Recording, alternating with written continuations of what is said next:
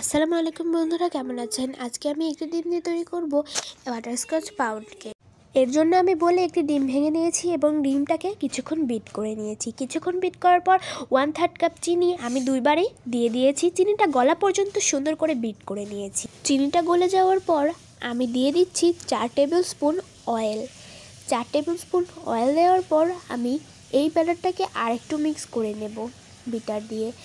আরেকটু বিট করার পর আমি এখানে দিয়ে দিচ্ছি 1/4 spoon butterscotch essence. Butterscotch essence দিয়ে আমি আরেকটু বিট করে নিয়েছি।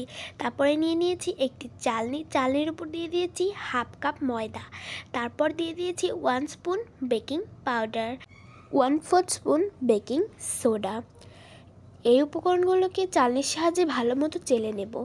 চেলে একটা হ্যান্ড উইস্কারের সাহায্যে উইক্স করে নেব ভালো করে। তারপর আমি সামান্য পানি আর একটু ফুড কালার দিয়ে দিচ্ছি ভালো একটি কালার আসার জন্য। তারপর মোল্ডটাকে গ্রিস করে আমি ব্যাটারটাকে ঢেলে দিচ্ছি। ব্যাটারটা ঢালা হয়ে গেলে ওপর দিয়ে কিছু কালো কিশমিশ আর বাদাম কুচি সাজিয়ে দিয়েছি। পরে একটু স্প্রিঙ্কেল দিয়ে দিয়েছিলাম। আমি এটাকে গ্যাসের চুলায় বেক করেছি, তাই 15 মিনিট ধরে মিডিয়াম আঁচে এটাকে বেক করে নিয়েছি।